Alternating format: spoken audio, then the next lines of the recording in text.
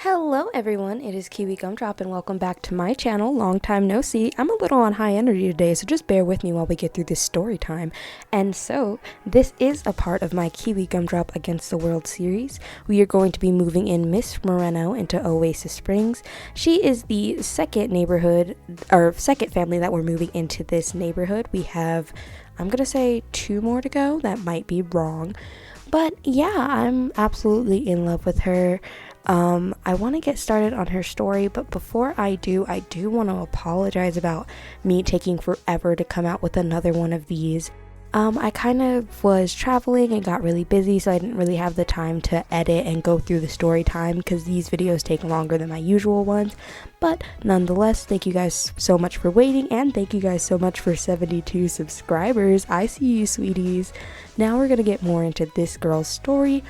I absolutely love Miss Moreno. She, Oasis Springs is inspired by, my hometown, Albuquerque, New Mexico.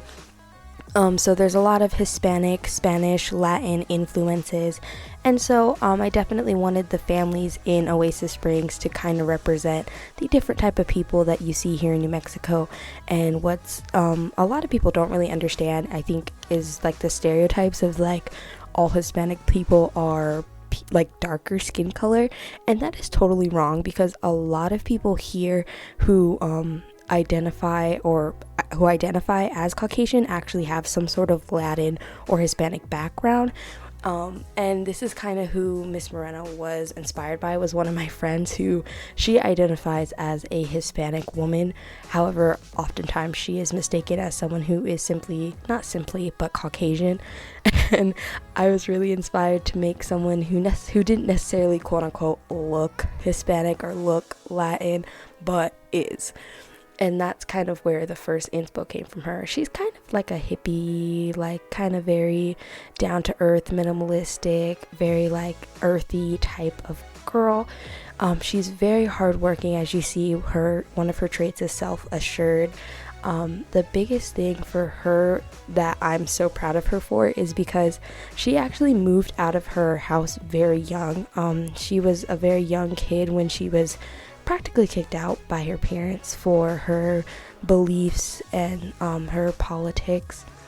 So she was about 16 when she moved out, and she's always had a skill for writing, and she's always been very good at expressing and telling other people's stories through writing and through journalism.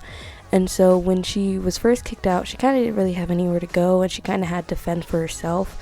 But now during this time where she's at as an adult, she's kind of finally gotten a stable life, and she's gotten her first mobile home, and she's doing really good with her freelance writing.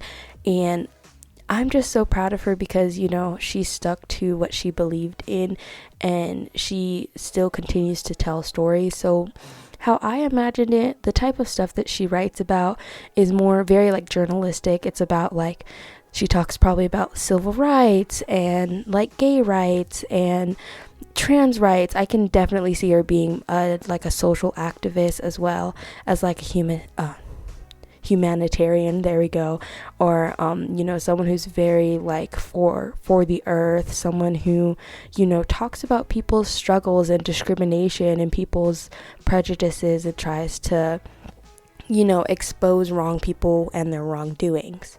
And so her family, the reason her and her family kind of disagree is because her family was more on the conservative side. They were, pretty wealthy, and they had a good standing for themselves. Both were pretty well-known, corrupt politicians, and of course they didn't like their only daughter and their firstborn to be writing about injustices and the corrupt government that they worked for, and that's kind of where they began arguing. And what ended up happening is her parents simply just kicked her out and kind of disowned her, which was really sad. But I mean, you don't want to be involved with those type of people anyway. So Savannah is definitely like, I don't care. I'm going to keep moving. I'm going to keep doing what I feel is right. And that's why I like her so much. Also, a good thing about like what you can see about Savannah is she's gloomy, and I think that kind of just goes from having like a very hard childhood and just being neglected at like such a young age and having like nowhere to go, nowhere to stay. She was kind of couch surfing for a while. She didn't want to because the politicians, her parents kind of like kicked her out but didn't put her back into like the foster care or anything because they didn't want anyone knowing that their daughter was not like them and wasn't fit to be like them. And so she definitely like couch surfed, and she worked her way into college and she got her degree in journalism, and she's been really good and been doing very well since then. Romantically wise, she hasn't really stepped out there. She's kind of been so focused on making a life for herself that she hasn't really had the time to kind of explore herself and explore her like romantic interests. But I have always seen her more as someone who would probably identify as pansexual, but because in The Sims there's not like a non-binary option for Sims, technically she would be a bisexual, so she identifies with the same sexuality that I do. Again, me putting myself into my Sims. But honestly, she's someone who, she loves everyone, she loves people, she loves everyone for who they are, and she's excited to put herself out there more. She's definitely a homebody, obviously, because she's a freelancer, so she does work from home and she doesn't really need to like be outside and be with people unless she's like doing interviews and stuff. But for the most part, she stays inside and she does her research alone, which I feel like can do a lot for someone who's gloomy. Like, I want her to go out more, and I get that she's a perfectionist, but I feel like she can still be amazing at her job and still go out and have a little fun every once in a while. So I definitely plan, when I play her, to kind of have her go out there, have her do some blind dates and, kind of get crazy, maybe go clubbing. I don't know if she's a type, but that's why what's kind of inspired me for this party outfit is still very kind of tomboyish, a little like punky, but I wanted to show that, like, she took some time to, do her lashes, put some contacts in, do her makeup. Not saying that means she's a partier, but she, she dressed up from her usual attire that's very, like, brown, neutral, in home, in bed. But she, put on her leather jacket and her boots, and she was on her way, which is so fun.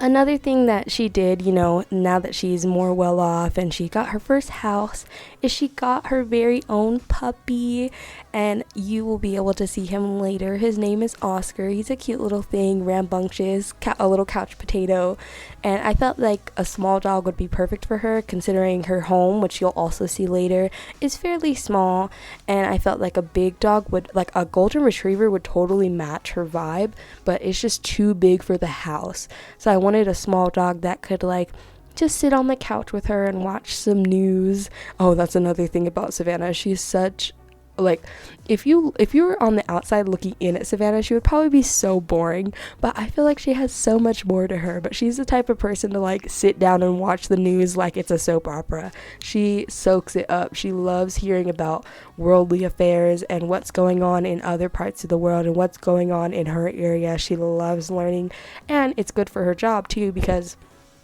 she always has new material, and she's very self-assured, very, like, she's definitely a perfectionist. She works her craft and she works it well, and she has a lot of confidence in it, which I have mad respect for. There's nothing better than a hardworking woman, in my opinion. Like, if you'll know soon enough that I have a very huge thing for hardworking women. I'm always making hardworking women Sims, and I'm working on making my stories more original, but I just can't help it. I need hardworking women in my life. I can't help it.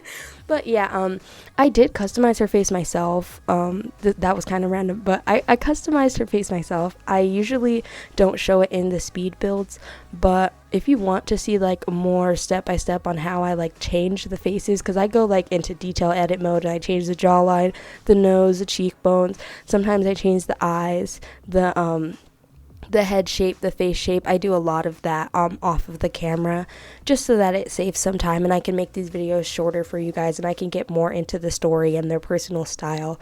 Here I kind of wanted her to have like a little touch of girly. Ooh, I should have used those jeans.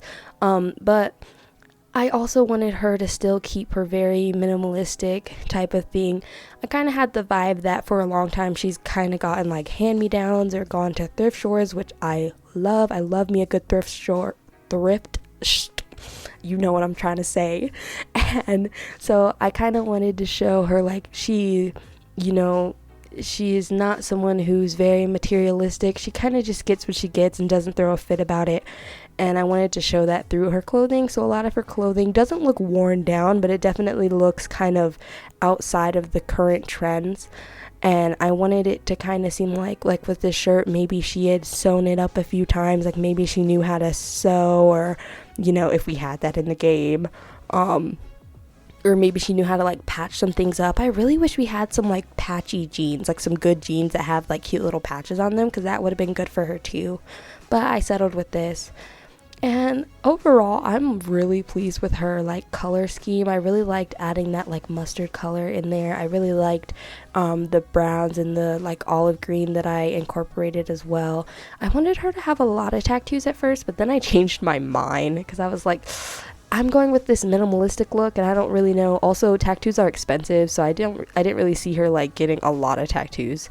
So I just gave her the simple heart on the arm and kind of figured it was probably something like has like a deeper meaning, or maybe it's kind of like how people put like little symbols on their arms as reminders, or kind of like how the colon is on people's it's called the semicolon that people put like on their wrist and stuff. I kind of wanted it to resemble that type of like vibe, where it's something that has a deep I cannot speak today. A deep symbolism. There we go.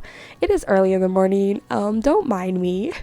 I'm having the best time with Savannah, and I'm really enjoying this series. Like, I don't think I've ever loved like The Sims as much as I do now that I'm like filming and simming. I feel like it's definitely revamped my love for The Sims and revamped my love for storytelling.